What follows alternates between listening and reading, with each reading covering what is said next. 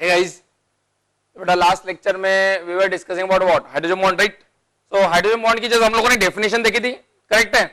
So definition में क्या देखा था हम लोगों ने उसके कि भाई एक्चुअली हाइड्रोजन बॉन्ड का ओरिजिन कहां से था, कि भाई यहाँ है ना, to explain the anomalous properties of water, है ना, जो वाटर होता है उसके विथ रिस्पेक्ट टू ग्रुप, है ना, उसके जो ग्रुप में बाकी एलिमेंट है, और when the hydrides of other element and water, so we are getting anomalous behaviour, है ना। तो जो एनोमलस बिहेवियर हो रहा है वो किस वजह से होता है, to explain that we have studied the hydrogen bond. तो what is hydrogen bond? Basically क्या डेफिनेशन लिखी है हम लोगों ने हाइड्रोजन बॉन्ड की? Hydrogen bond, what is the definition of hydrogen bond? कब हाइड्रोजन बॉन्ड बनता है? when hydrogen atom is attached to one of the most electronegative element,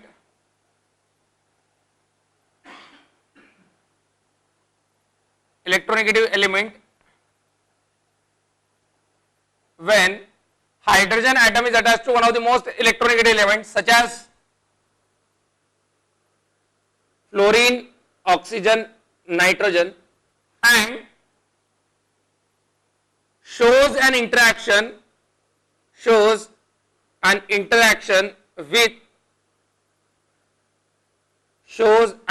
with another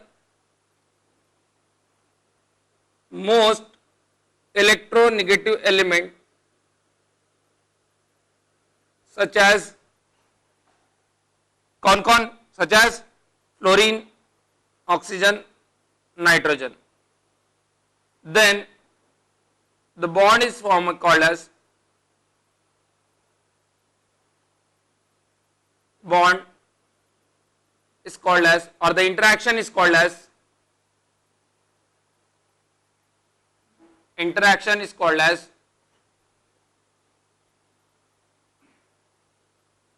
hydrogen bond.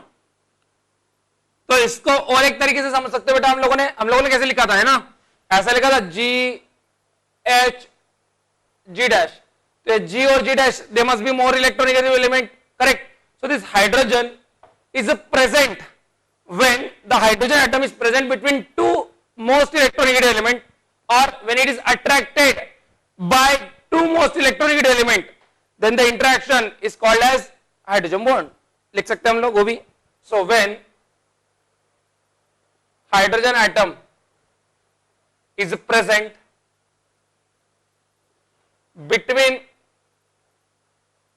or attracted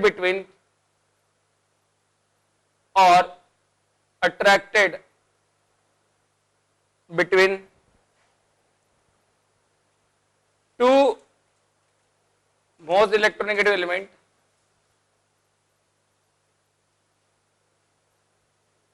then the interaction is called as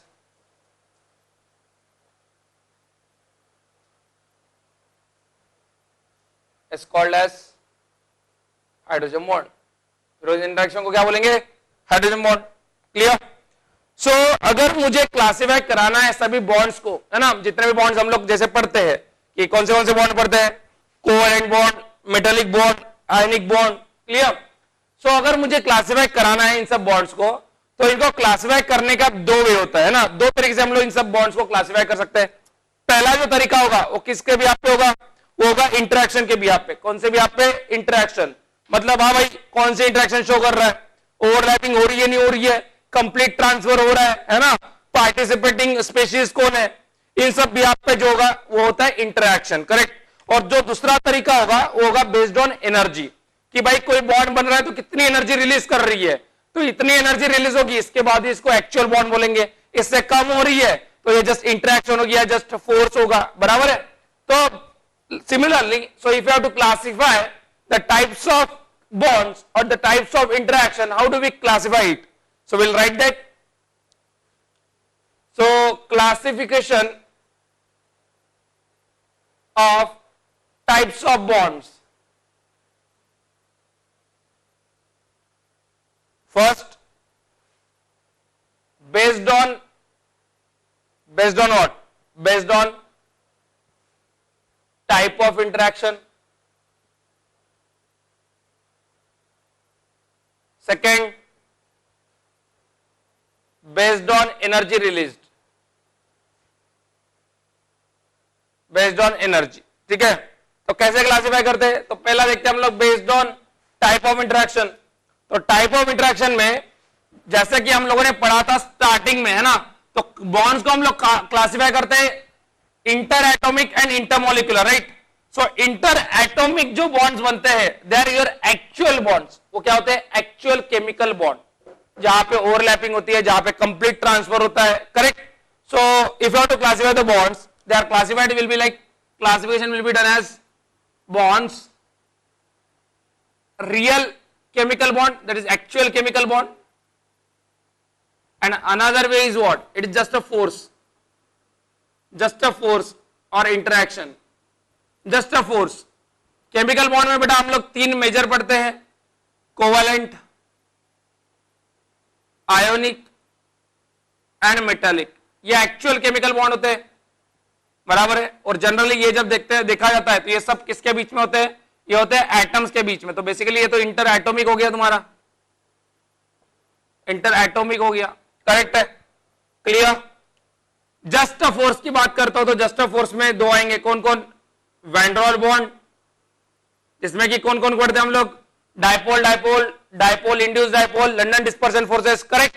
और दूसरा जो आता है बेटा होता है हाइड्रोजन बॉन्ड, ठीक है, हाइड्रोजन बॉन्ड, क्लियर। सो ये है एक्चुअल केमिकल बॉन्ड और ये है जस्ट इंटरेक्शन। तो ये रियल बॉन्ड होते हैं क्या? नहीं, इनमें कोई ओवरलैपिंग वगैरह नहीं होती है, एक जैसी इंटरेक्शन होती है, एक स्पेशल कैटेगरी की इंटरेक्शन, बराबर है। जैसे कि मैं हाइड्रोजन बॉन्ड की बात करूं तो हाइड्रोजन बॉन्ड मतलब बेसिकली क्या है? वैन डर वाल्स इंटरेक्शन में जो हमारी डायपोल डायपोल इंटरेक्शन होती है उसी की स्पेशल कैटेगरी होती है hydrogen bond. In such a way that, कब? जब हाइड्रोजन ज्यादा इलेक्ट्रोनेगेटिव एलिमेंट के बीच में आएगा तब उसको बोला जाएगा hydrogen bond, otherwise it is a dipole dipole interaction. कोई अलग तरीका तो है नहीं उसका, उसमें एनर्जी खाली ज्यादा रिलीज होती है, ठीक है। तो बात करते हैं उसकी एनर्जी के बारे में, बात करते हैं कि अगर एनर्जी के बिहाफ में मुझे क्लासिफाई करना है तो कैसे करेंगे, वो भी देख लेते हैं।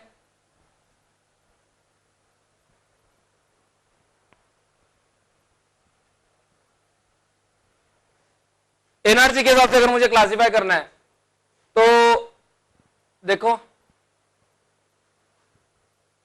यह 8 किलो जूल का बैरियर, ठीक है, ये हो जाएगा 42, क्लियर। तो अब देखो 8 किलो जूल, 42 किलो जूल और इसके बियॉन्ड, अगर तुम्हारा इससे कम होता है, अगर इससे कम एनर्जी रिलीज होती है तो उसको बोला जाता है वैन डर वाल्स इंटरेक्शन। उसको क्या बोलते हैं? Van der Waals interaction, clear है। अगर 8 to 42 अगर होता है, 8 to 42, तो उसको बोला जाता है हाइड्रोजन बॉन्ड पर मोल, ठीक है, ये भी पर मोल। और अगर 42 के पार चला गया तो ये होता है actual chemical bond. Actual chemical bond मतलब यहां पे आ जाएंगे तुम्हारे covalent bond, ionic bond, metallic bond, ठीक है, क्लियर है। अब ये जो है 8 to 42 की जो रेंज है,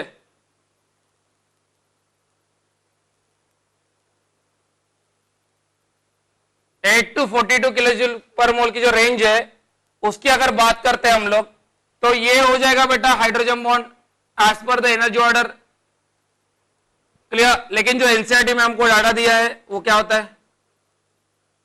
वो होता है 10 to 100, 10 to 100, clear, 10 to 100, clear है। एनसीईआरटी के हिसाब से देखते हैं तो जो डाटा है वो होता है 10 to 100 किलो जूल पर मोल, ठीक है, ये एनसीईआरटी के डाटा है। तो मतलब 10 to अगर 100 किलो जूल के बीच में, that is the energy of hydrogen bond, clear. तो हम लोग इसको प्रीफर कर जाते हैं कि भाई चलो मेंस में आया तो हम लोग एनसीईआरटी को फॉलो कर देंगे उस पर्टिकुलर केस में, क्लियर है। सो दिस इज व्हाट, मतलब इसका मीनिंग क्या है वो समझते हैं। जो हमारे हाइड्रोजन बॉन्ड होता है ना वो आता है इस रेंज में। अब क्या होगा कि अगर मैं एक एग्जांपल लेता हूं, बेसिकली जो हाइड्रोजन बॉन्ड है या वैन डर वाल्स इंटरेक्शन है वो कोई एक्चुअल केमिकल बॉन्ड है क्या? नहीं, it is just an force. So we can write here hydrogen bond is not a real bond. It is just a force. It is just a force. मतलब अगर if a hydrogen atom comes between electronegative element like phosphorus, chlorine, sulphur, ठीक है, और भी ले लो कोई, bromine, iodine etcetera, clear है, इनके बीच में आता है the energy released is less than 8 kilo joule. Means in this case it is just van der Waals bond और van der Waals interaction. मतलब HCl ये जो इंटरेक्शन है, ये कौन सी इंटरेक्शन है? ये van der Waals इंटरेक्शन होगी. क्लियर है, बराबर है. लेकिन अगर हाइड्रोजन एटम इनके अलावा, मतलब ये तो ये भी इलेक्ट्रोनेगेटिव एलिमेंट ही होते हैं, लेकिन अगर हाइड्रोजन एटम कहां पे आता है? फ्लोरीन, ऑक्सीजन और नाइट्रोजन के बीच में आता है. The energy released is more than 8 kilo joule. Means it is a different kind of bonding is there, it is a different kind of interaction is there, and that is called as hydrogen bond. So if hydrogen atom comes between most electronegative element such as fluorine, oxygen, nitrogen, then the energy released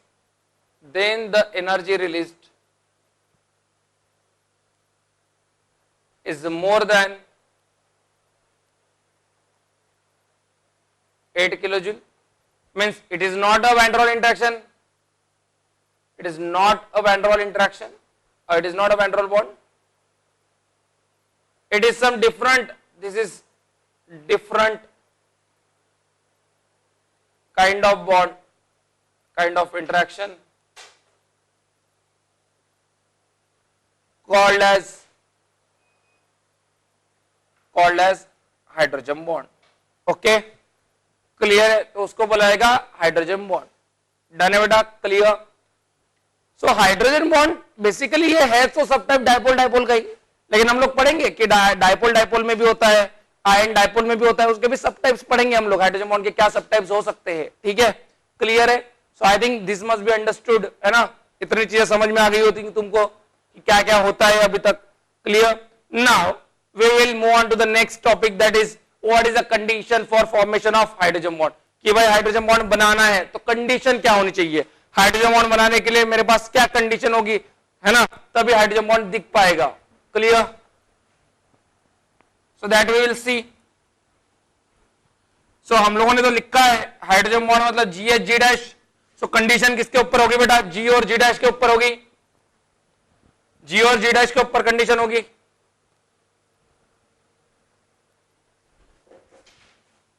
condition for formation of hydrogen bond.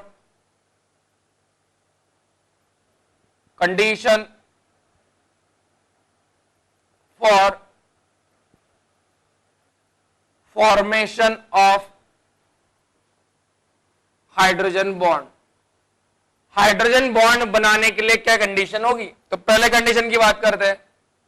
First condition, तो पहले तो बना देता हूं hydrogen bond होता क्या है? जी H G dash, बराबर है. So this bond is what? It is hydrogen bond. और एक कब हाइड्रोजन बॉन्ड बोलूंगा? First condition, G and G dash must be most electronegative element like phone, fluorine, oxygen, nitrogen. ठीक है? And second, G and G dash must be small so that the electron density must be concentrated on them. उनके ऊपर electron density क्या होनी चाहिए, concentrate होनी चाहिए, because electron density disperse हो जाएगी तो बॉन्ड नहीं बनेगा, और इसके ऊपर इलेक्ट्रॉन डेंसिटी होनी चाहिए, इसके ऊपर प्लस चार्ज है, इसके ऊपर पार्शियल माइनस है, और चलो पार्शियल माइनस नहीं तो इसके ऊपर क्या होना चाहिए, लोन पेयर होना चाहिए, तब ये दिखा पाएगा। मतलब इसके ऊपर पार्शियल माइनस के लिए इस G डैश के ऊपर, G डैश के पास क्या होनी चाहिए, लोन पेयर होनी चाहिए। क्या होनी चाहिए, लोन पेयर। अगर लोन पेयर नहीं है तो हाइड्रोजन बॉन्ड नहीं दिखेगा, ठीक है। लोन पेयर या बोलो पाई इलेक्ट्रॉन डेंसिटी, ठीक है। तो ये नेसेसरी कंडीशन तो नहीं बोलते हम लोग इसको, बट ये होनी चाहिए, ठीक है, ये होनी चाहिए। जैसे देखो फ्लोरीन के पास अगर एक बॉन्ड बन गया तो 3 लोन पेयर है, ऑक्सीजन के पास 2 बॉन्ड बन गए 2 लोन पेयर है, नाइट्रोजन के पास 3 बॉन्ड बन गए 1 लोन पेयर है कि नहीं। और जो लोन पेयर है वही हाइड्रोजन के साथ इंटरेक्शन शो करती है, जो लोन पेयर है वही हाइड्रोजन के साथ इंटरेक्शन शो करेगी, उसी के ऊपर माइनस चार्ज रहेगा और वही इंटरेक्शन शो कर जाएगी, ठीक है। So these are the 2 necessary conditions. अगर इसकी बात करता हूं तो अगर मैं ऐसा कंपाउंड लिखता हूं HF तो ये हाइड्रोजन बॉन्ड है या ना, बिल्कुल होगा, सही बात है सर, है कि नहीं। अगर मैं HCl की बात करता हूं HCl तो ये हाइड्रोजन बॉन्ड है या नहीं है, नहीं भाई साहब ये हाइड्रोजन बॉन्ड नहीं है, ये क्या है, वैन बॉन्ड। और वैन बॉन्ड में भी ये कौन सी कैटेगरी है हमको पता है, ये डायपोल तो ये कौन सा है, dipole, it's a dipole. Clear, okay.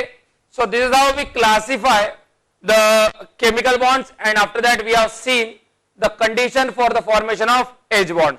अब बात यह है कि इन्हीं सब कंपाउंड में हाइड्रोजन बॉन्ड दिखता है क्या, कि इनके अलावा और कोई कंपाउंड है जिनमें हाइड्रोजन बॉन्ड दिखता है, तो आंसर है हाँ भाई, यस, और भी कंपाउंड है जिनमें हाइड्रोजन बॉन्ड दिखता है।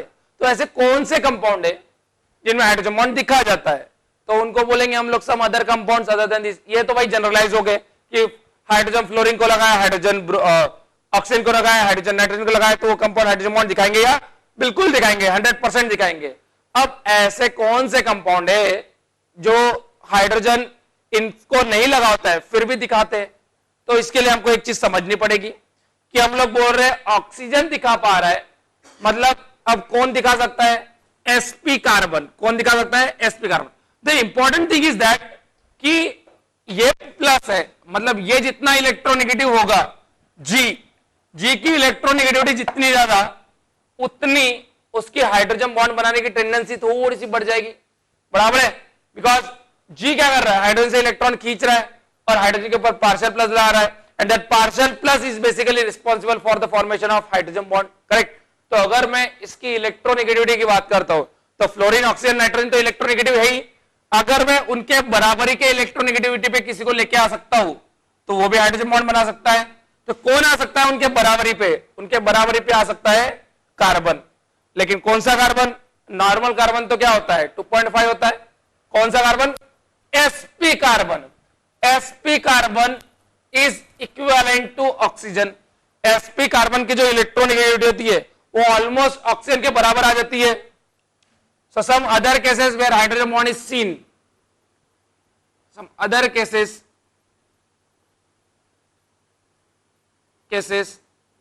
where hydrogen bond is seen. First, पहली केस देखते हैं, तो मैं यहां पे बोल देता हूं कि भाई the electronegative of sp carbon is almost equal to oxygen.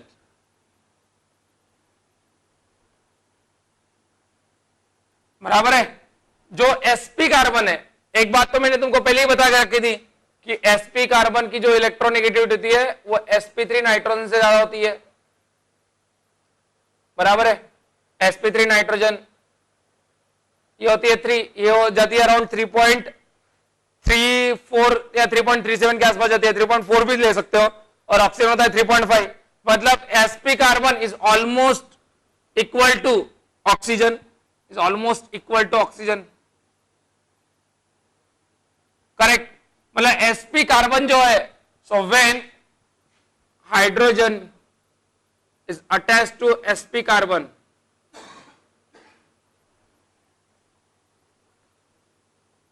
then it is capable of showing hydrogen bond. Capable of showing hydrogen bond. Clear है? इसका एग्जाम्पल देख सकते हैं बेटा हम लोग. कौन सा एग्जाम्पल देखेंगे हम लोग? देखो फर्स्ट एग्जाम्पल की बात करते हैं. तो फर्स्ट एग्जाम्पल क्या हो जाएगा? HCN. HCN. अच्छा पेपर है ये, ठीक है. तो ये हो जाएगा जैसे HCN है, तो HCN के पास भाई नाइट्रोजन गैस लोन पे है और ये हाइड्रोजन लगाए sp कार्बन से. तो देखो इसकी बात करते हो HCN पे, तो क्या होगा? देखो ध्यान दो, HCN, HCN, N के बाद लोन पेयर है, ये दूसरा HCN. देखो ये sp कार्बन है और इससे लगा हाइड्रोजन है, तो ये जो इंटरेक्शन होगी ये हो गई तुम्हारे हाइड्रोजन बॉन्ड. समझ में आया? इट्स लाइक G डैश के पास लोन पेयर दिख रही है भाई, करेक्ट है कि नहीं? और ये G है, ये इलेक्ट्रोनेगेटिव एलिमेंट है और उसका साइज कम है, तो इनके साइजेस कम है भाई. नाइट्रोजन कार्बन साइज कम है, इलेक्ट्रोनेगेटिव है और ये दे पा रहा है, तो ये हो गया हाइड्रोजन बॉन्ड. सेकंड केस देखते हो HCN है ना, HCN, HC triple bond CH, acetylene बराबर है, एसिटिलीन C2H2, ये हाइड्रोसायनिक एसिड के साथ दिखा सकता है हाइड्रोजन बॉन्ड. क्लियर है? थर्ड की बात करते हैं. अगर मैं पूछूं बेटा एसिटिलीन और एसिटिलीन में हाइड्रोजन बॉन्ड होगा या नहीं होगा, तो आंसर क्या होना चाहिए हमारा? बोलो बोलो, चलो. एसिटिलीन में हाइड्रोजन बॉन्ड होगा या नहीं होगा? क्या होना चाहिए आंसर? तो आंसर होना चाहिए नहीं होगा. अब क्यों नहीं होगा? अब क्यों नहीं होगा भाई? क्यों नहीं होगा? हाइड्रोजन तो sp कार्बन से लगा हुआ है, होना तो चाहिए. तो अगर मैं एसिटिलीन की बात करता हूं, ठीक है, एसिटिलीन की बात करता हूं, तो भाई साहब इस कार्बन के ऊपर जो है ना लोन पेयर नहीं है. क्या नहीं है? लोन पेयर नहीं है. सो ऑब्सेंस ऑफ लोन पेयर, भाई ये कैसे बनाएगा? और ये नॉन पोलर बॉन्ड है, ये नॉन पोलर बॉन्ड है, बराबर है. तो ये बन सकता है क्या? नहीं बन सकता. तो एसिटिलीन डज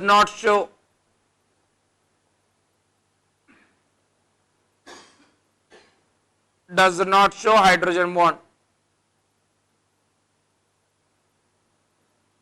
एसिटिलीन में हाइड्रोजन बॉन्ड नहीं हो सकता है, करेक्ट बात है. ओके, फिर अगर बात करते हो तो एसिटिलीन और एसीटोन दिखा सकता है बेटा. एसीटोन होता है CH3 C double bond O CH3 C double bond O CH3, ये दिखा सकता है. ऑक्सीजन के पास दो लोन पेयर होगी, तो ये हो गया तुम्हारा हाइड्रोजन बॉन्ड. करेक्ट है? ये हाइड्रोजन बॉन्ड हो जाएगा. ये अलग केसेस है जहां पे हाइड्रोजन बॉन्ड दिख रहा है. क्लियर है? These are some cases where the hydrogen bond is seen apart from this. और देख सकते हैं, अब देखो अभी तक तो तुम लोगों ने sp कार्बन की बात करी, और बताता हूं मैं. तो sp कार्बन, मैंने क्या बोला था बेसिक फंडा, कि जो हाइड्रोजन है ये ज्यादा इलेक्ट्रोनेगेटिव एटम को होना चाहिए. क्लियर? तो अब देखो इसके और केसेस क्या क्या हो सकते हैं. एक स्टैंडर्ड केस है बेटा, बहुत ज्यादा है ना, जो यूज करी जाती है केमिस्ट्री में, फिजिकल में भी आती है जब तुम लोग सॉल्यूशंस पढ़ोगे 12th में. ठीक है, क्या है वो केस? तो केस है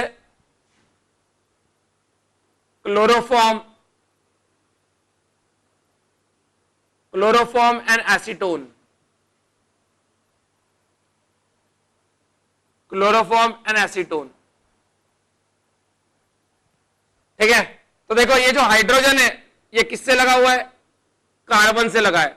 अब ये कार्बन sp कार्बन तो नहीं है, ये कार्बन sp कार्बन तो नहीं है, ये G डैश की अगर कंडीशन देखता हो sp कार्बन तो नहीं है, लेकिन इस कार्बन की इलेक्ट्रोनेगेटिविटी काफी ज्यादा है. क्यों? हम लोगों ने पीरियोडिक में पढ़ा था, अगर साइड वाले एलिमेंट्स की इलेक्ट्रोनेगेटिविटी काफी ज्यादा होगी तो सेंट्रल की भी इलेक्ट्रोनेगेटिव बढ़ जाती है. मतलब ये कार्बन भी इलेक्ट्रोनेगेटिव हो गया, ये कार्बन भी इलेक्ट्रोनेगेटिव हो गया, बराबर है. मतलब इसकी इलेक्ट्रोनेगेटिव बढ़ गई, मतलब इसके ऊपर पार्शियल प्लस बढ़ गया और ये हाइड्रोजन बॉन्ड दिखाने के कैपेबल हो गया. ठीक है, तो ये हो जाएगा हाइड्रोजन बॉन्ड तुम्हारा. क्लियर है? So that is chloroform, chloroform and acetone, chloroform and acetone that will show the hydrogen bond. Okay, वो हाइड्रोजन बॉन्ड बना पाएगा, हाइड्रोजन बॉन्ड दिखा पाएगा। क्लियर है? ओके, चलो नेक्स्ट बात करते हैं। तो ये थे बेटा कुछ कंपाउंड जिनमें हाइड्रोजन बॉन्ड दिख रहा है। तो समझ में आया, बेसिक प्रिंसिपल तुमको समझ में आना चाहिए कि भाई हाँ, hydrogen should be attached to one of the most electronegative element which belongs to second period, which belongs to second period, जैसे फ्लोरीन, ऑक्सीजन, नाइट्रोजन। कार्बन में sp कार्बन बोल दिया हम लोगों ने, या फिर carbon which is bonded to most electronegative element, like just यहाँ पे क्या लगा है, क्लोरीन से लगा हुआ है, और उस कार्बन को हाइड्रोजन होना चाहिए। अगर हाइड्रोजन नहीं होगा तो हाइड्रोजन बॉन्ड कहां से बनेगा? क्लियर है? Okay, so now another thing that we have to see is what, और एक बात हमको डिस्कस करनी है कि हम लोग बोलते हैं कि भाई फ्लोरीन, ऑक्सीजन, नाइट्रोजन दिखाता है, कोई दिक्कत नहीं है। फ्लोरीन मोस्ट इलेक्ट्रोनेगेटिव है, जिसकी इलेक्ट्रोनेगेटिव 4 है, ऑक्सीजन 3.5 है, दिखाता है। नाइट्रोजन 3 होती है। अब नाइट्रोजन के बराबर आती है किसकी? क्लोरीन। क्लोरीन की इलेक्ट्रोनेगेटिविटी नाइट्रोजन से एक्चुअली ज्यादा होती है, 3.16 होती है, नाइट्रोजन होता है 3।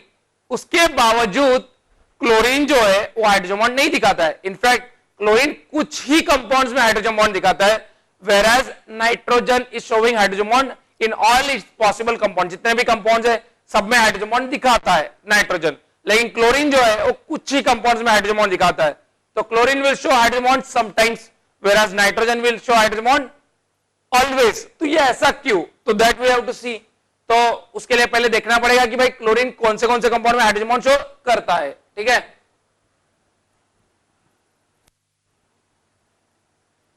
तो अगर वो हाइड्रोजन बॉन्डिंग स्टेबिलिटी प्रोवाइड करती होगी कंपाउंड को तो बन जाएगा, अदरवाइज नहीं बनेगा।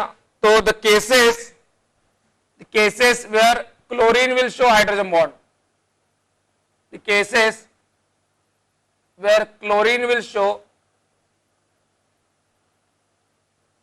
हाइड्रोजन बॉन्ड,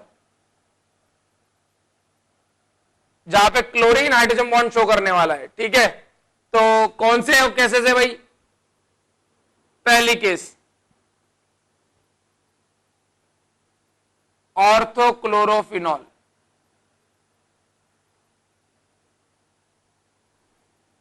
फिनॉल बेंजीन के ऊपर OH, और इसके रिस्पेक्ट में ये पोजीशन कौन सी हो जाएगी? ऑर्थो। तो अब देखो GH G डैश, तो बेटा ये जो हाइड्रोजन बॉन्डिंग होती है इसको बोलते हैं इंट्रामोलिकुलर, जो हम लोग पढ़ेंगे अभी।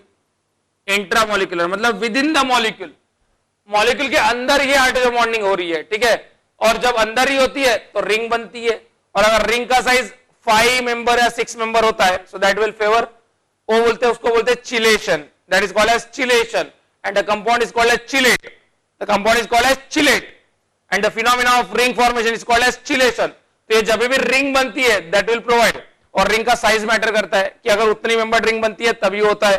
ठीक है, तो वो तो बात करेंगे हम लोग इंट्रामोलिकुलर हाइड्रोजन बॉन्डिंग में, लेकिन यहां पे जो होता है because of this hydrogen bond this molecule get stability, तो यहां पे हाइड्रोजन बॉन्ड शो हो जाता है orthochlorophenol. And the second compound in which the chlorine show hydrogen bond is what? It is chloral hydrate, chloral hydrate, chloral hydrate. What is the formula of chloral hydrate? तो इसको कभी ऐसे भी लिखा जाता है CCl3CHO dot H2O dot H2O, लेकिन actual में बन जाएगा ये ऐसा CCl3 COH OH H GH G dash. समझ में आया?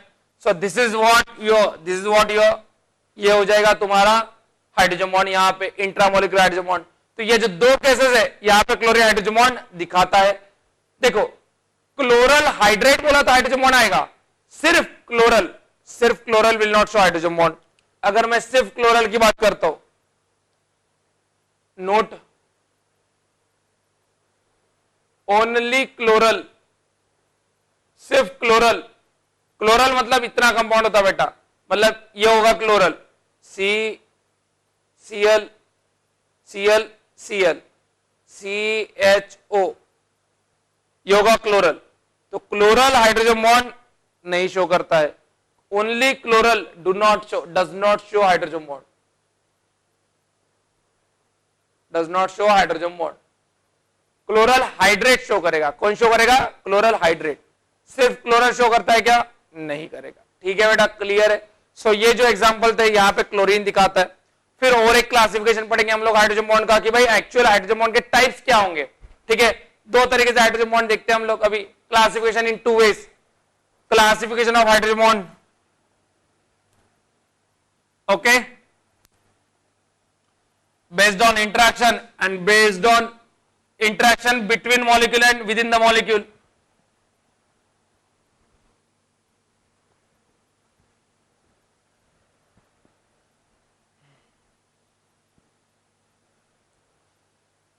जैसे कि अगर मैं बात करता हूं, अगर बात करते हैं हम लोग, तो यहां पे लिख देता हूं मैं types of hydrogen bond based on interaction की बात करेंगे।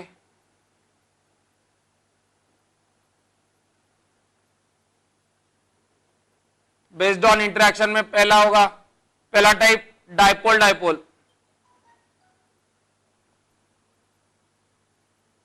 अब डाइपोल डाइपोल की बात करते हो, इसका मीनिंग क्या हो जाएगा? जैसे देखो HF, HF बेटा एक डाइपोल है और दूसरा HF ये भी डाइपोल है। तो ये जो हाइड्रोजन बॉन्ड बन रहा है इसको कौन सा बोलूंगा मैं? Dipole dipole hydrogen bond. कौन सा? Dipole dipole hydrogen bond. Second जो होगा वो हो जाएगा आयन डाइपोल, आयन डाइपोल। जैसे F माइनस है और HF है, ये हो गया आयन, ये हो गया डाइपोल। तो ये आयन डाइपोल हाइड्रोजन बॉन्ड हो जाएगा। और तीसरा जो है वो होता है लिविस एसिड लिविस बेस।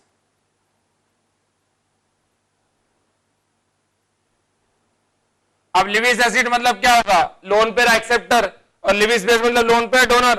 तो मान लो यहां पे एन के पास लोन पेयर है और ये HF है, बराबर है। तो ये H जो है वो एक्चुअली ये तो पेयर लेके जा रहा है, ये तो टूट रहा है, तो ये हाइड्रोजन प्लस हो रहा है। हाइड्रोजन की जरूरत कितने की है? 2 इलेक्ट्रॉन की।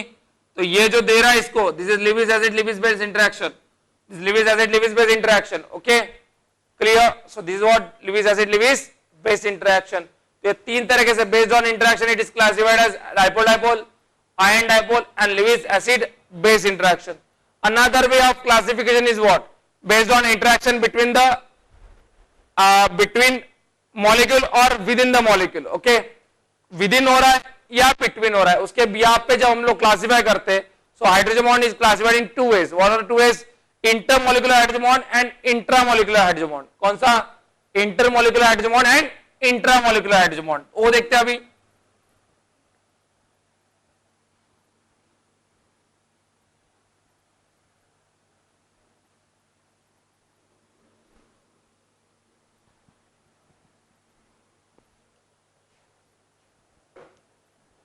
So again the hydrogen bond is classified as what?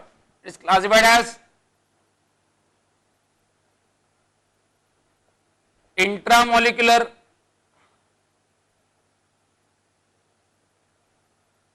and intermolecular।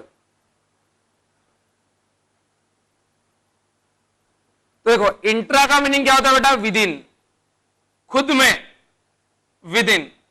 और इंटर का मतलब होगा बिटवीन, बराबर है। ये खुद में होगा, ये बिटवीन होगा। तो अगर मुझे इसको समझना है तो देखो मैं समझाता हूं, बाद में हम लोग इसका डिस्टिंग्विश लिखेंगे, डिफरेंस लिखेंगे दोनों को, how do we differentiate this two. ठीक है, तो देखो अगर मैं कंपाउंड बनाता हूं ortho nitrophenol, ortho OH nitro, ortho पे नाइट्रो मतलब NO2, बराबर है N+O - NO2। तो देखो GHG'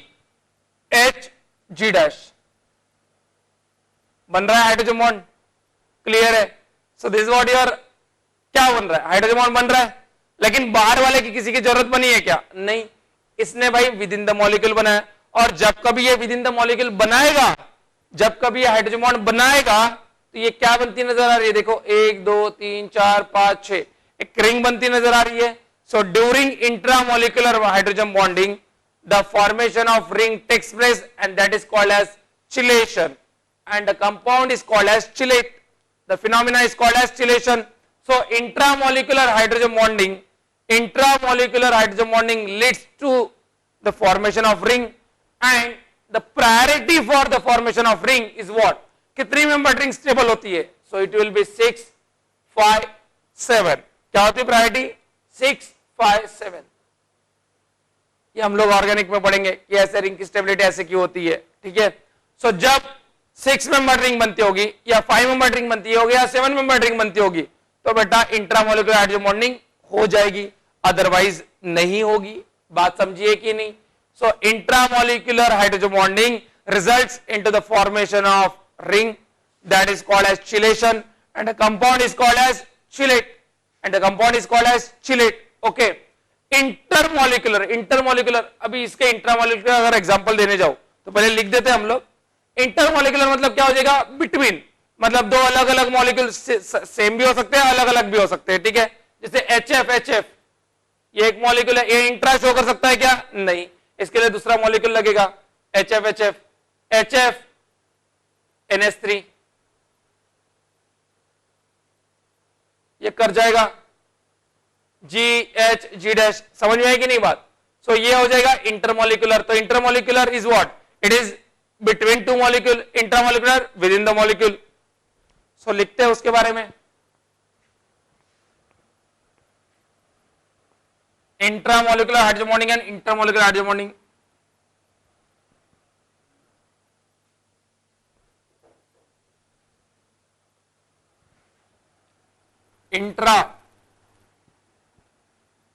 inter.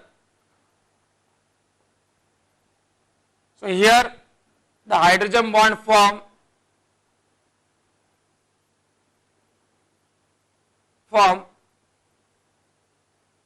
within the molecule. ठीक है? Here the hydrogen bond form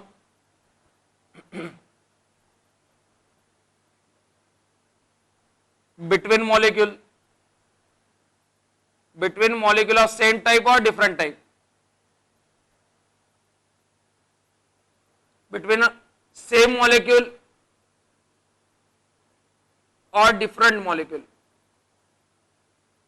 same भी हो सकता है, डिफरेंट भी हो सकता है, कोई जरूरी नहीं है, बस कैपेबल होना चाहिए हाइड्रोजन बॉन्ड दिखाने के. ठीक है, next intramolecular hydrogen bonding. Intramolecular hydrogen bonding leads to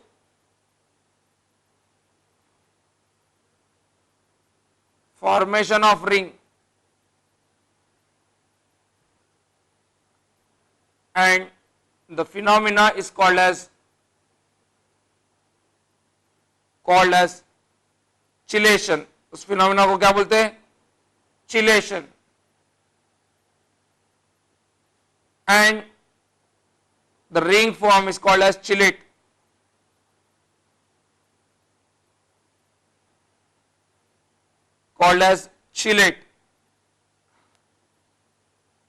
उसको बोला जाता है चिलेट. ठीक है, the priority for ring formation, the priority for ring formation is what? 6, 5, 7 is the priority for ring formation. ठीक है, intermolecular hydrogen bonding leads to the association of molecule. Association मतलब एक दूसरे के पास में आ रहा है, दूसरा तीसरे के पास में आ रहा है, तो एसोसिएट हो रहे हैं. ठीक है कि नहीं? So intermolecular hydrogen bonding, intermolecular hydrogen bonding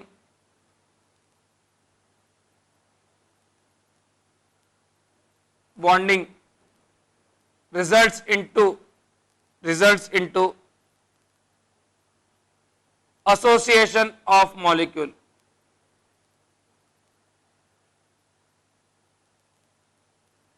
बराबर है? तो भाई ये रिंग बना रहा है और ये एसोसिएट कर रहा है, मतलब नजदीक नजदीक आ रहे हैं, दो लोग हाइड्रोजन बॉन्ड से जुड़ रहे हैं. क्लियर है कि नहीं? क्लियर है. So that is what basics of intramolecular intermolecular. अगर मैं पहले इंट्रामोलिकुलर की बात करता हूं तो इंट्रामोलिकुलर का एग्जांपल देखते हैं हम लोग. काफी सारे एग्जांपल हो सकते हैं, खुद को समझ में आ जाएगा बेटा तुमको. ठीक है, So necessary condition for intramolecular hydrogen bonding is what? It is chelation, ring formation. बराबर है?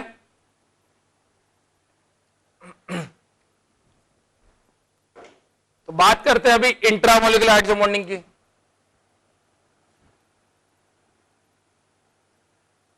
इंट्रामोलिकुलर हाइड्रोजन बॉन्डिंग,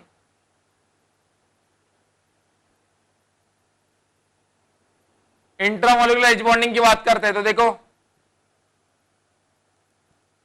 मैं कंपाउंड बताया जा रहा हूं, आप लोग देख लो, समझ में आ जाएगा। ऑर्थोनाइट्रोफिनॉल, देखो होगा नहीं होगा? बिल्कुल होगा। ऑर्थोनाइट्रोफिनॉल, इसमें क्या हो रही है? इंट्रामोलिकुलर हाइड्रोजन बॉन्डिंग हो रही है। अगर इसी का आप दूसरा भाई लेते हो पैरानाइट्रोफिनॉल, ठीक है, पैरानाइट्रोफिनॉल,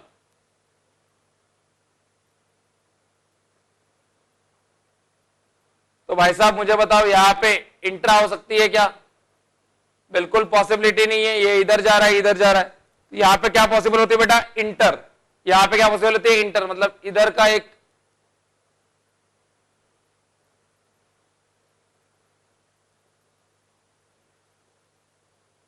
देखो जी एच जी डैश, जी एच डी जी डैश, समझ में आ रहा है? ये क्या हो गया तुम्हारा? इंटर। क्लियर है? So this is what inter. Oh this is paranitrophenol.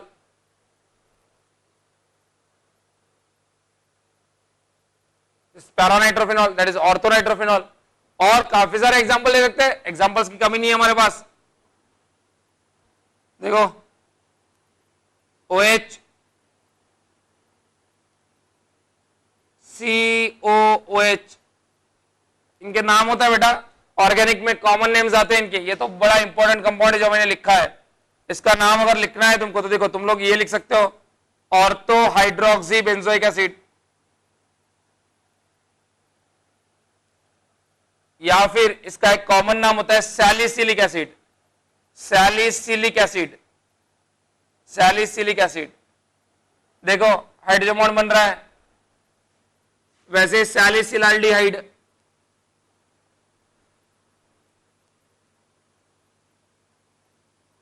Clear?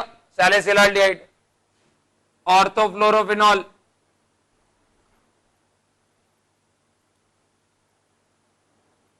इन सब में हाइड्रोजन बॉन्ड हो रही है। कौन सी हाइड्रोजन बॉन्ड हो रही है? Intramolecular. In all this cases the intramolecular hydrogen bond is shown.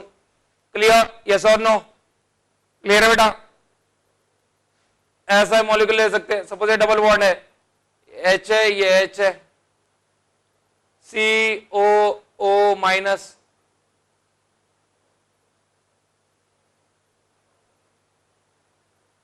ये भी हो रही है। देखो हाइड्रोजन बॉन्ड 1 2 3 4, 1 2 3 4 5 6 7 5 6 7 मेंबर, तो 7 मेंबर तक फॉर्मेशन तो फेवर कर जाता है, ठीक है कि नहीं? सो ये जितने भी हम लोगों ने एग्जांपल पढ़े, यहां पे क्या हो रहा है? यहां पे रिंग फॉर्मेशन हो रहा है। So this is category of what? ये कौन सी कैटेगरी हो गई तुम्हारी? ये कैटेगरी हो गई तुम्हारी intramolecular hydrogen bonding. This is the intramolecular hydrogen bonding, ठीक है? और अगर अलग अलग के बीच में बनता है तो उसको बोला जाएगा intermolecular hydrogen bonding. Clear? So this is all about intramolecular hydrogen bonding and intermolecular hydrogen bonding. अब अगर मैं तुमको यहां पे कुछ इसके एप्लीकेशन यही पे बता देता हूं, आगे हम लोग लिखेंगे, लेकिन इंट्रामोलिकुलर और इंटरमोलिकुलर की अगर कुछ एप्लीकेशन की बारी आई, देखो हम लोग कैसे देखेंगे इसको, अभी समझना बेटा, मैं लिखता नहीं ज्यादा, लेकिन अभी अंडरस्टैंडिंग का पार्ट है, ठीक है? समझो बातों को। पहली बात करता हूं मैं हाइड्रोजन किसकी? बॉइलिंग पॉइंट की। बॉइलिंग पॉइंट, ठीक है? देखो एक कंपाउंड है जिसमें बॉइलिंग पॉइंट मतलब इंट्रामोलिकुलर हो रहा है और दूसरा है जिसमें इंटरमोलिकुलर हो रहा है। सपोज मुझे क्वेश्चन आया कि बॉइलिंग पॉइंट किसका ज्यादा है, ऑर्थोनाइट्रोफिनॉल का या पैरानाइट्रोफिनॉल का? तो देखो बॉइलिंग पॉइंट जो फिनोमिना होता है हम लोग पढ़ेंगे आगे, बट अभी थोड़ा सा मुझे यहां पे बता देना है तुमको। बॉइलिंग पॉइंट या मेल्टिंग पॉइंट या कोई भी बोलो, ठीक है? बॉइलिंग पॉइंट की बात करते हैं तो बॉइलिंग पॉइंट मतलब क्या होता है? लिक्विड से वेपर में कन्वर्ट करना। तो लिक्विड से वेपर में अगर कन्वर्ट करते हो मतलब बेसिकली इंटरेक्शंस कम करते हो, दो मॉलिक्यूल जो पास में होंगे उनको दूर करते हो तुम लोग, बराबर है?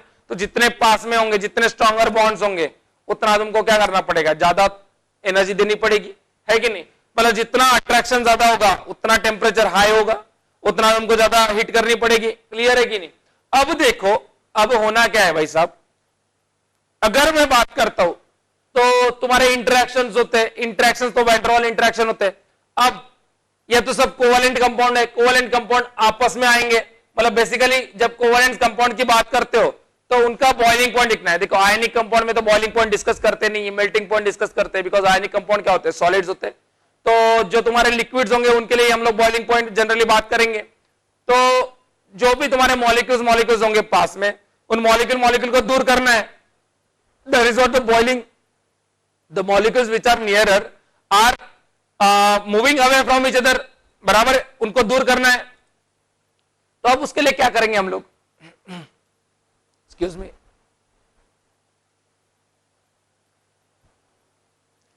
तो उसके लिए क्या करेंगे हम लोग, तो उसके लिए हम लोग क्या करेंगे, देखो हमको मॉलिक्यूल्स को दूर दूर करना है, क्लियर। तो हम लोग हीट करने वाले हैं उनको। अब होगा क्या, जितना स्ट्रांग बॉन्ड होगा दो मॉलिक्यूल्स के बीच में उतना टेम्परेचर बढ़ाना पड़ेगा।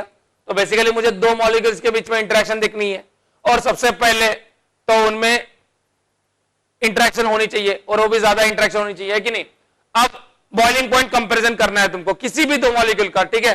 तो जैसे कि अगर मैं बात करता हूं ऑर्थोनाइट्रोफिनॉल और पैरानाइट्रोफिनॉल, तो ऑर्थोनाइट्रोफिनॉल और पैरानाइट्रोफिनॉल में वैन डर वाल फोर्सेस उतने ही रहते हैं, बिकॉज उनका मॉलिक्यूलर मास सेम है, and van der Waals forces are proportional to molecular mass. सबसे पहले तो बेटा वैन डर वाल फोर्सेस ही देखे जाते हैं, सबसे पहले वैन डर वाल फोर्सेस देखे जाते हैं, because when der Waals forces में सभी कैटेगरी के आते हैं ना, है कि नहीं। और अगर जब कंपेरेबल मॉलिक्यूलर मास आता है, कंपेरेबल मॉलिक्यूलर मास, तब हाइड्रोजन बॉन्डिंग डोमिनेट करती है। कंपेरेबल मॉलिक्यूलर मास में हाइड्रोजन बॉन्डिंग डोमिनेट करती है। कंपेरेबल मतलब 80 to 100 के बीच में अगर डिफरेंस रहा तुम्हारा दो कंपाउंड के बीच में मॉलिक्यूलर मास में, if there is a difference of 80 to 100 between molecular mass of two compound, then जिसमें हाइड्रोजन बॉन्डिंग ज्यादा उसमें क्या होगा, उसका बॉइलिंग पॉइंट ज्यादा, because hydrogen bonding is stronger than van der वाल इंटरेक्शन। और उसमें भी एक नॉर्मल कंपाउंड है और एक में हाइड्रोजन बॉन्ड हो रहा है, अच्छा दोनों में हाइड्रोजन बॉन्ड हो रहा है, तो जिसमें जितने ज्यादा हाइड्रोजन बॉन्ड होंगे उसका बॉइलिंग पॉइंट ज्यादा होगा। ये भी हमको पढ़नी है, आगे की बात है एप्लीकेशन में। बट मुझे बात करनी है अभी इंट्रामोलिकुलर और इंटरमोलिकुलर हाइड्रोजन बॉन्डिंग के, ठीक है। तो अब देखो अगर इंट्रा और इंटर की बात करनी है, क्लियर, तो अब मैं बात क्या करूंगा कि अगर इंट्रा के दो मॉलिक्यूल, इंट्रा में क्या हो रहा है, with in the molecule hydrogen bond बन रहा है, विद इन द मॉलिक्यूल, तो ये मॉलिक्यूल और इसके जैसा दूसरा मॉलिक्यूल, इनके बीच में हाइड्रोजन बॉन्ड नहीं बनेगा। ये मॉलिक्यूल और इसके जैसा दूसरा मॉलिक्यूल, क्लियर, मतलब कैसे,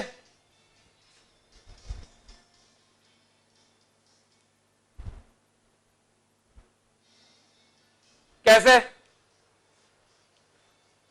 देखो,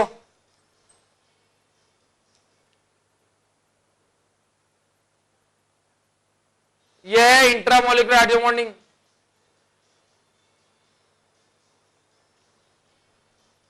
इसमें, और जो दूसरा होगा इसके ही जैसा, जैसे ये मैं बोल देता हूं, ये बेटा इसमें हाइड्रोजन बॉन्डिंग हो रही है, इसमें हाइड्रोजन बॉन्डिंग हो रही है, तो ये इंटर नहीं दिखाएंगे, बराबर है। तो इन दोनों के बीच में जो इंटरेक्शन होगी दो मॉलिक्यूल के बीच में, वो कौन सी इंटरेक्शन होगी, वैन डर वाल इंटरेक्शन होगी, क्लियर है।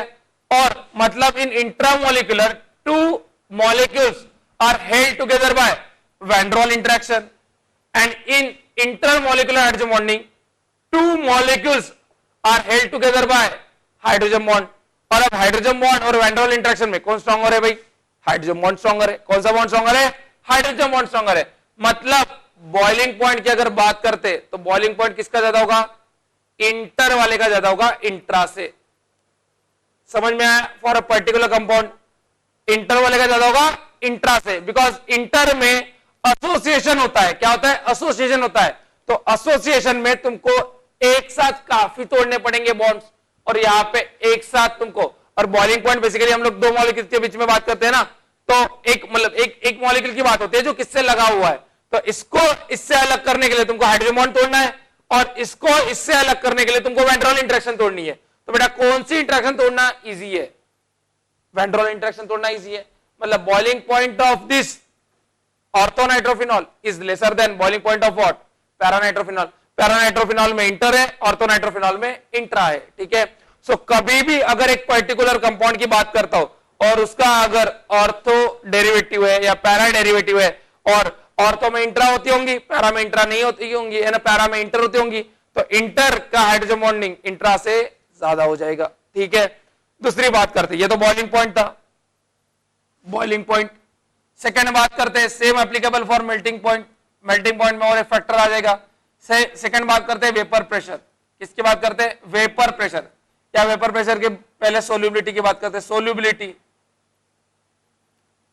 Solubility in water, clear. अब देखो ये जो कंपाउंड है इंट्रामोलिकुलर वाला, इंट्रामोलिकुलर विद इन, भाई खुद ही स्टेबल है, खुद ही स्टेबल है, खुद ही खुद को स्टेबलाइज कर रहा है through intramolecular hydrogen bonding. Inter वाला स्टेबल नहीं है, बिकॉज इंटर वाले में एक मॉलिक्यूल की बात करता हूं, solubility is defined for one molecule, ठीक है। तो अगर ये इसकी बात करता हूं एक मॉलिक्यूल की, तो ये स्टेबल है क्या, नहीं, बिकॉज इसमें हाइड्रोजन बॉन्डिंग नहीं हो रही है एक मॉलिक्यूल में, दूसरे के साथ हो रही है, खुद में हो रही है क्या, नहीं।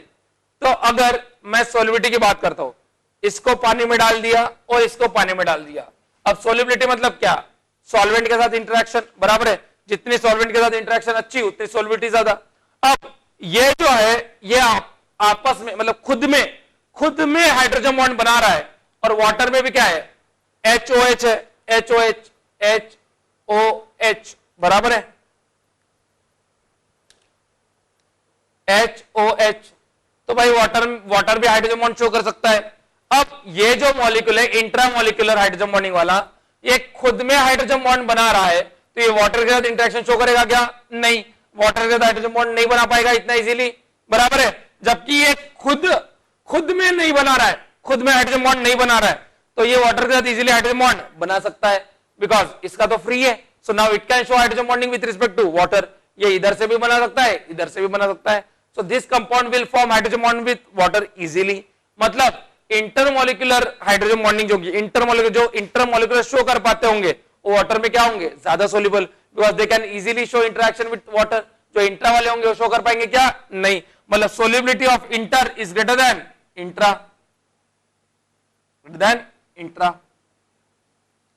क्लियर है बेटा। बॉइलिंग पॉइंट हो गया, सोल्यूबिलिटी होगी। तीसरे पॉइंट पे आते हैं, viscosity.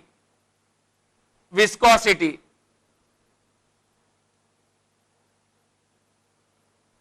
Viscosity, what is viscosity, it is resistance to flow.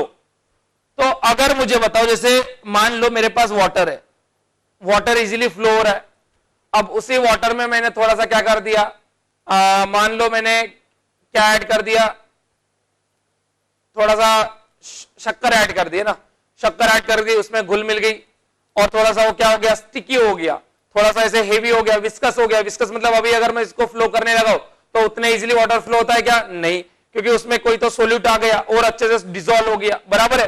तो उसने उस सॉल्वेंट को क्या करना, उस सॉल्वेंट की जो फ्लूइडिटी उस फ्लूइडिटी को कम कर दिया, मतलब उसको रेजिस्ट कर रहा है, फ्लो करने से रेजिस्ट कर रहा है। So that resistance to flow is called as viscosity. अब देखो एक क्लीन वाटर है तुम्हारे पास, है ना, प्योर वाटर है, तो प्योर वाटर भाई तुम्हारा क्या हो रहा है, इजीली फ्लो हो रहा है, कुछ नहीं है। लेकिन अगर उसकी विस्कोसिटी बढ़ जाएगी तो उसकी फ्लूइडिटी क्या हो जाएगी, कम हो जाएगी। तो ये विस्कोसिटी कब बढ़ेगी, वो डिपेंड करता है सोल्यूबिलिटी पे। जितना ज्यादा वो तुम्हारा कंपाउंड सोल्यूबल होगा उतना सॉल्वेंट क्या हो जाएगा, विस्कस हो जाएगा।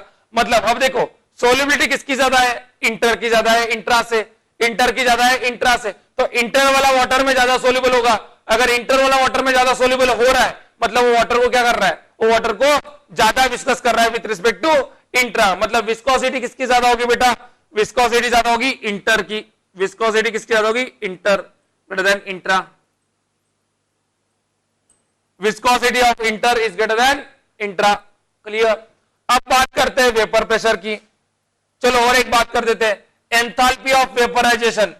Enthalpy of vaporisation, enthalpy of vaporisation, enthalpy of vaporisation मतलब लिक्विड से वेपर में कन्वर्ट करने के लिए कितनी एनर्जी लगती है, लिक्विड से वेपर में कन्वर्ट करने के लिए कितनी एनर्जी लगती है। बेसिकली हम लोग बात कर रहे हैं बॉइलिंग पॉइंट की, तो बेटा बॉइलिंग पॉइंट ज्यादा मतलब एनर्जी ज्यादा, बराबर है। बॉइलिंग पॉइंट ज्यादा, मतलब एनर्जी ज्यादा देनी पड़ेगी, बराबर है।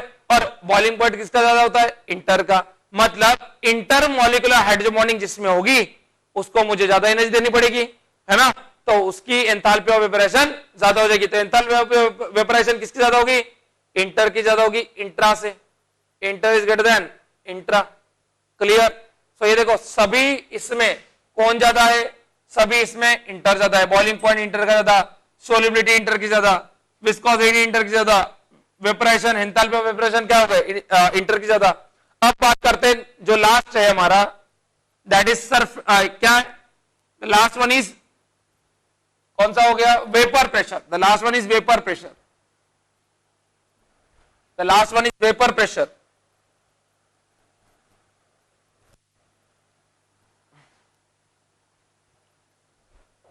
तो देखो अगर मैं वेपर प्रेशर की बात करता हूं, उसके पहले मुझे वेपर प्रेशर समझना इंपॉर्टेंट है। क्या वेपर प्रेशर होता क्या है?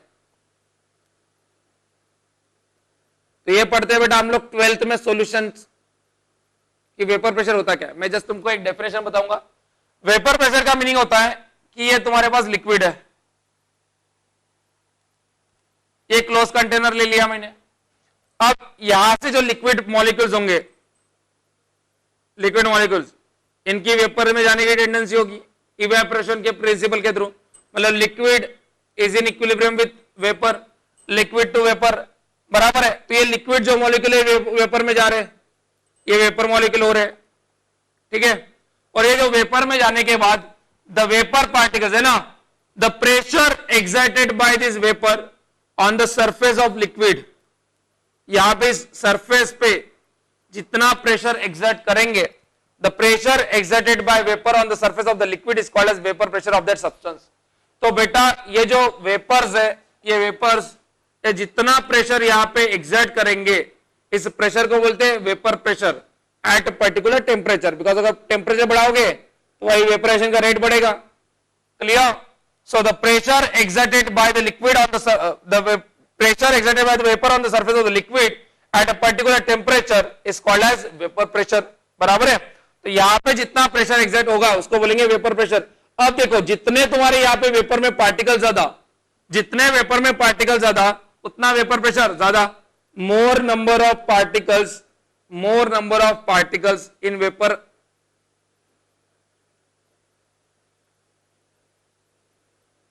Higher the vapour pressure.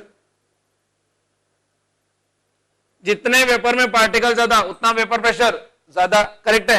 जितने वेपर में पार्टिकल ज्यादा उतना वेपर प्रेशर ज्यादा। अब वेपर में पार्टिकल ज्यादा करने हैं। अगर वेपर में पार्टिकल तो तब ज्यादा होंगे जब तुम्हारा बॉइलिंग पॉइंट क्या होगा? कम होगा। बॉइलिंग पॉइंट कम है तभी तो मॉलिक्यूल इजीली वेपराइज हो जाएगा। अगर बॉइलिंग पॉइंट ज्यादा है तो वेपर में जाने की टेंडेंसी क्या हो जाएगी? कम हो जाएगी। क्लियर है? सो जिसका बॉइलिंग पॉइंट कम उसका वेपर प्रेशर ज्यादा। तो हम लोग ऐसे लिख सकते हैं boiling point proportional to delta H vaporisation, proportional to vapour pressure, है ना? सही बात है। Boiling point proportional to delta H vaporisation, proportional to 1 vapour pressure. Clear है? मतलब वेपर प्रेशर जो होगा वो किसका ज्यादा होगा? वेपर प्रेशर जो होगा वो किसका ज्यादा होगा? वेपर प्रेशर जो होगा वो किसका ज्यादा होगा? वो इंट्रा का ज्यादा होगा। किसका ज्यादा होगा? Intra. That is high for intra. Clear बात? So vapour pressure is high for intra. Clear? तो बेटा इसके ऊपर एप्लीकेशन आता है, ये तो बहुत ज्यादा इंपॉर्टेंट है। क्लियर? तो अगर मैं बात करता हूं इंटरमोलिकुलर इंट्रामोलिकुलर, तो इंट्रामोलिकुलर सिर्फ एक जगह पे ज्यादा हो रहा है, कहां पे? Vapour pressure. बाकी सब जगह पे कौन ज्यादा हो रहा है? Intermolecular hydrogen bonding. Clear? So ये थी कहानी बेटा इंट्रामोलिकुलर हाइड्रोजन बॉन्डिंग और इंटरमोलिकुलर हाइड्रोजन बॉन्डिंग के कंपैरिजन की। तो हम लोगों ने इंट्रामोलिकुलर हाइड्रोजन बॉन्डिंग देख ली। इंट्रामोलिकुलर मतलब विद इन द कंपाउंड। भाई कोई भी मॉलिक्यूल अगर with in the compound hydrogen bonding show करता है, it implies that this compound is intramolecular hydrogen bonding. जैसे ऑर्थोक्लोरोफिनॉल, ऑर्थोफ्लोरोफिनॉल, सैलिसिलाल्डिहाइड, सैलिसिलिक एसिड, ऑर्थोनाइट्रोफिनॉल, और भी बहुत सारे कंपाउंड ऐसे दिख जाएंगे, कोई बड़ी बात नहीं है। क्लोरल हाइड्रेट, ठीक है, इन सब में इंट्रामोलिकुलर हो जाती है। अब बात करते हैं बेटा इंटरमोलिकुलर हाइड्रोजन बॉन्डिंग। कौन से की? Intermolecular hydrogen bonding.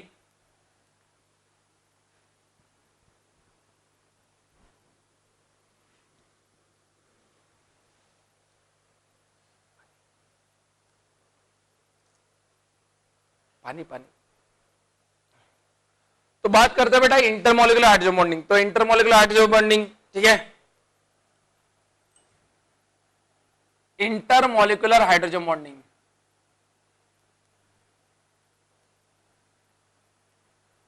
तो इसमें जो पहला मॉलिक्यूल देखना है हमको, वो कौन सा देखना है? Hydrogen bonding in HF molecule. Hydrogen bonding in HF molecule किसमें देखनी है? HF में। तो देखो the hydrogen bonding in HF molecule is due to, hydrogen bonding in HF molecule is due to what? पहले तो हम लोग इसको रिप्रेजेंट करते हैं, फिर लिखते हैं कि किस वजह से होता होगा। तो अगर मैं नॉर्मल तरीके से दिखाना चाहूं तो कैसे होगा? देखो HF, फ्लोरीन के ऊपर माइनस, लोन पेयर है, इसके ऊपर पार्शियल प्लस।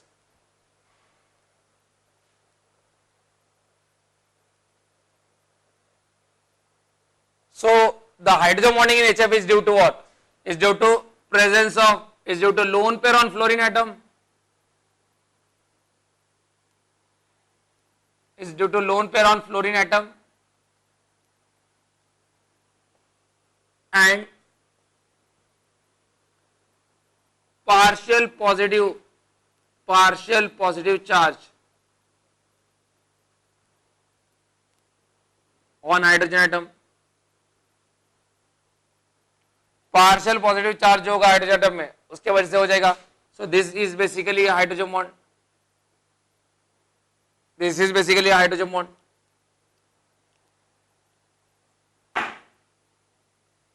ये हो जाएगा अपना हाइड्रोजन बॉन्ड।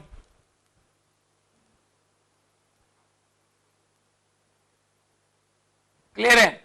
अब देखो इसका जो हाइड्रोजन बॉन्ड बनता है बेटा, तो ये जो मॉलिक्यूल होता है ये तो काफी स्ट्रॉन्ग हाइड्रोजन बॉन्डिंग शो करता है, because fluorine most electronegative element होता है।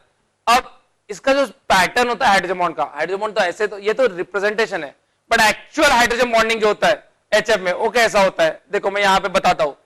जब ये हाइड्रोजन बॉन्ड शो कर रहा है तो मैं यहाँ पे स्ट्रक्चर बना रहा हूं, the structure of the pattern of hydrogen bonding in HF molecule, pattern of H bonding in HF molecule।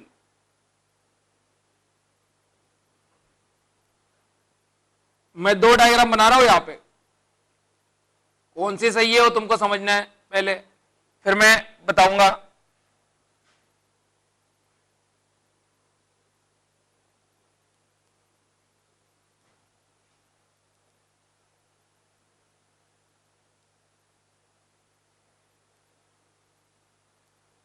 ठीक है, एक डायग्राम बना दी मैंने, दूसरी बना रहा हूं।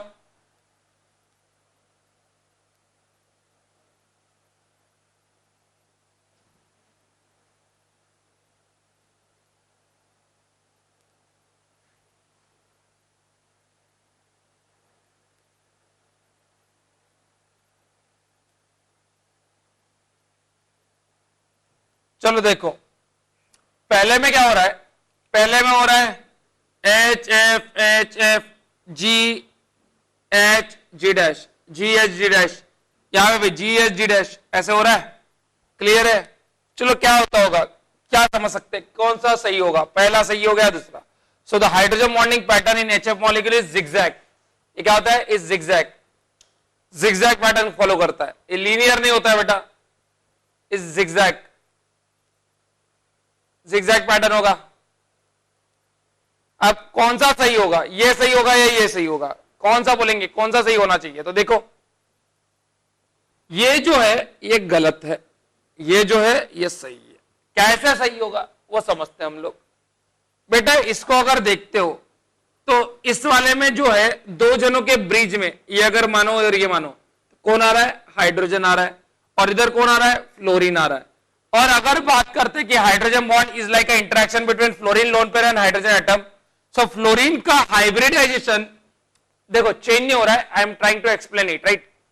फ्लोरीन की अगर लोन पेयर एक बॉन्ड जैसे शो कर रही है, मतलब फ्लोरीन का ये चलो मान लो बॉन्ड बन गया, तो फ्लोरीन के पास क्या बची है? दो लोन पेयर और दो बॉन्ड, मतलब fluorine is appear to be sp3 hybridize, correct.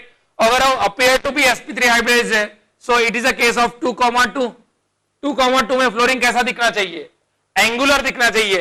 तो इसमें फ्लोरीन क्या दिख रहा है तुम्हारा? देखो फ्लोरीन के अबाउट, लीनियर लीनियर लीनियर, तो ये पॉसिबल होगा क्या? नहीं। और अगर बात करते हो तो ये लोन पेयर ऐसी हो जाएंगी, ये लोन पेयर ऐसी हो जाएंगी, तो यहाँ पे रिपल्शन होना चालू हो जाएगा। So is it possible? नहीं। इसकी बात करते हो तो ये बड़ा सही होगा, यहाँ पे हाइड्रोजन आ जाएगा तुम्हारा, यहाँ पे हाइड्रोजन आ जाएगा, तो ये लोन पेयर ऐसी आ गई, ये लोन पेयर ऐसी आ गई, ये lone pair lone pair lone pair lone pair lone pair lone pair, तो इट अपीयर्स लाइक। और ये जो एंगल मिलता है हमको हाइड्रोजन बॉन्ड का बेटा, ये एंगल मिलता है 140 डिग्री। कितना मिलता है? 140 डिग्री। क्लियर है? ये एंगल मिलता है HFH, और यहां पे देखोगे तो HFH एंगल कितना दिख रहा है मुझे? 180 दिख रहा है। तो ये पैटर्न क्या है तुम्हारा? गलत। So the correct pattern for HF molecule is this one. तो HF में हाइड्रोजन बॉन्डिंग इतनी स्ट्रांग होती है कि HF जो है जिगजैग में तो होता ही है, लेकिन HF is the only compound which shows hydrogen bonding in all 3 phases. HF सिर्फ ऐसा एक कंपाउंड है जो लिक्विड, गैसियस और सॉलिड, सॉलिड लिक्विड गैसियस तीनों में हाइड्रोजन बॉन्डिंग शो कर सकता है। There is no molecule which can show hydrogen bonding in all 3 phases except HF। तो इनफैक्ट HF को जब हम लोग हिट करते हैं, अगर हिट लिक्विड में और अगर वो वेपराइज होता है तो वेपराइज में भी it never exist as a monomer, वो मोनोमर के जैसा एग्जिस्ट नहीं करता है, वो डायमर के फॉर्म में एग्जिस्ट करेगा, टेट्रामर के फॉर्म में एग्जिस्ट करेगा, लेकिन मोनोमर कभी नहीं करता है। मतलब it exist like HF2, HF twice, HF4, HF6, it exists in a polymeric form, it exists in a polymeric form। और discrete unit मतलब HF का एक सिंगल यूनिट ऐसे नाम से कहीं एग्जिस्ट नहीं करता है। so the hydrogen bonding in HF is very strong, whereas the hydrogen bond formed by HF molecule कितना, अगर एक HF की बात कर रहा हूं, एक HF की मॉलिक्यूल की, तो एक हाइड्रोजन बॉन्ड बन रहा है इसके लोन पेयर की वजह से, एक हाइड्रोजन बॉन्ड बन रहा है H की वजह से, बराबर है। so these are the hydrogen bonds shown by HF molecule and very strong hydrogen bonding। why? because fluorine is one of the most electronegative element, और उसके ऊपर इलेक्ट्रॉन डेंसिटी भी काफी ज्यादा कॉन्सेंट्रेट है कि नहीं। So the strength of hydrogen bonding, यहाँ पे जो हाइड्रोजन बॉन्ड बनता है उसका एक्सटेंट क्या होता है, स्ट्रेंथ क्या होता है, स्ट्रेंथ बहुत ज्यादा होती है। स्ट्रेंथ बहुत ज्यादा होने से वो टूटेगा क्या इजीली? नहीं, और टूटता नहीं है। इसलिए जब मैं इसको हिट करता हूं, बॉइल करने की कोशिश करता हूं, सॉलिड में तो होगी हाइड्रोजन बॉन्डिंग, लिक्विड में भी होती है, लिक्विड में भी होती है। जैसे वाटर जो होता है ना, हम वाटर में लिक्विड में हाइड्रोजन बॉन्डिंग होती है, सॉलिड में होती है, लेकिन वेपराइज में नहीं होती है इसकी। तो water hydrogen bonding is appear in solid and liquid, but gaseous में नहीं। इसकी हाइड्रोजन बॉन्डिंग गैसियस में भी होती है, और ये मॉलिक्यूल जब वेपराइज होता है तो ये कभी भी मोनोमर जैसा एग्जिस्ट नहीं करता, it exist in the dimeric tetrameric form. ठीक है बेटा, तो इसके आगे के जो भी एग्जांपल्स है और हाइड्रोजन बॉन्डिंग है, काफी बड़ा टॉपिक है and one of the most important topic which is used in all 3 forms of chemistry, physical, organic, inorganic, तीनों में इसका एप्लीकेशन आता है। So we have to take it in a detail manner. Okay, so will discuss rest things in next lecture. Okay, done for the day. Thank you.